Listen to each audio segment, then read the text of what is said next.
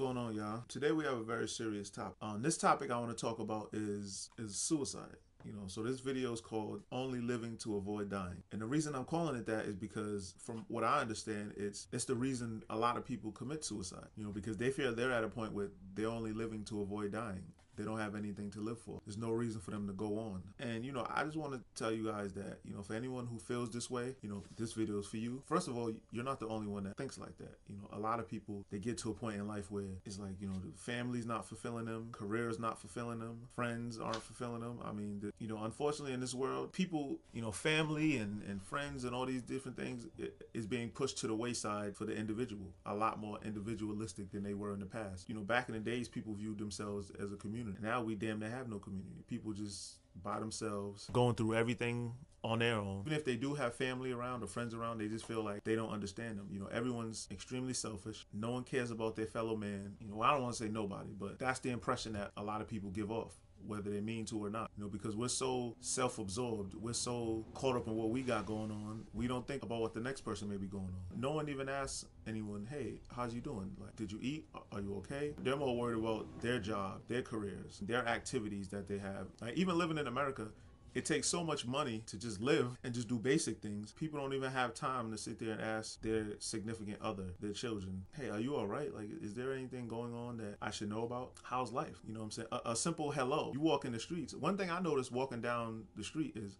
every time I get near somebody, we're walking past each other, there's always like an awkwardness. People feel uncomfortable saying, hey, how you doing? It's a nice day we're having. How you doing today, sir? How you doing today, ma'am? I mean, it's always like an awkwardness. Like, people don't, either they don't want you to, they don't want to speak, they don't feel comfortable speaking. People are just becoming more isolated. There's so many people in isolation, and being isolated doesn't necessarily mean you're just by yourself in a cave somewhere. You can have a huge family, a lot of brothers and sisters, but just feel like no one understands you. You're like the black sheep. And even the people who are very socially active and socially aware or whatnot, a lot of people are pretending. They feel like they can't truly be themselves. So when you can't truly be yourselves, even if you have a lot of friends and you have a lot of family, you still feel isolated. And this is causing a lot of people to just go internally. It's leading to people feeling alone, people feeling loneliness, even though there's plenty of other people around. I mean, there's 7 billion people on this earth, going on 8 billion, and people feel isolated, like there's nobody else that understands them, no one that knows what they're going through. Unfortunately, it leads to suicide, people feeling like they have nothing else to live for. But I want to let you guys know that suicide doesn't only affect you. If you do take that step, it affects your family, it affects your friends, it affects the people around you, your co-workers, everyone who knows you and loves you. They're all going to feel that pain. Unfortunately, no one gives them the roses while they can still smell them. It's only when people die that people realize how much they love somebody. It's only when people die that people realize how much they care, how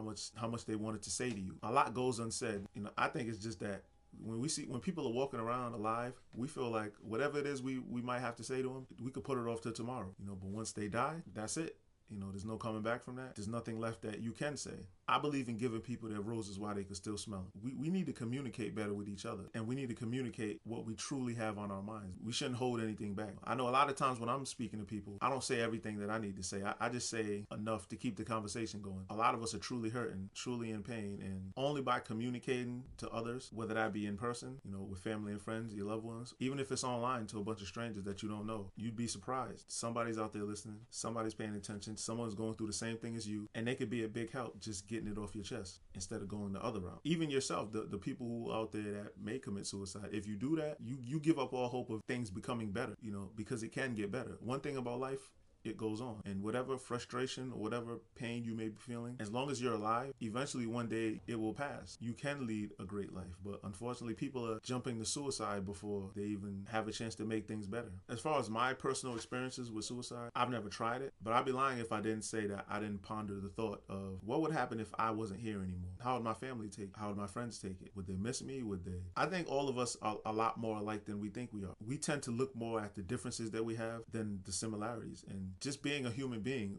we can find similarities with anything, with family life, mostly the way we deal with other people, the way we interact. There's similarities in all that. And if you speak to somebody long enough, You know, you could speak to somebody who you expect would be your polar opposite, and you'd be surprised that if you find some commonalities between you two. And once you find that one common theme of your life, that one common thing you have with somebody else, that's when you really open your eyes to everything and realize, wow, this person is the same as me. And I believe all human beings are the same. We just do things differently. We come from different cultures, different backgrounds, and we only think that we're different. If we was to truly speak to this person and have a real deep conversation about life, about our pain, our worries, our stresses, and our problems, we will realize that we're a lot more alike than we think we are. But for those that need help, I want to leave this number. This is for the National Suicide Prevention Lifeline. So if you feel like you want to commit suicide, you're only living to avoid dying, I want you to please call this number and realize that things can get better. Things will get better. As long as you're still alive, you always have that probability.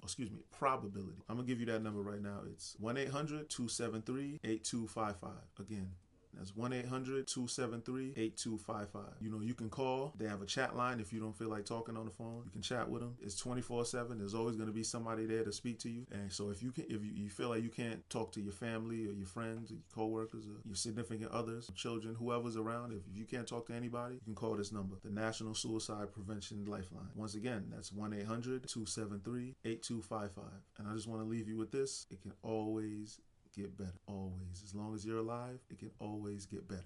Thank you for your time.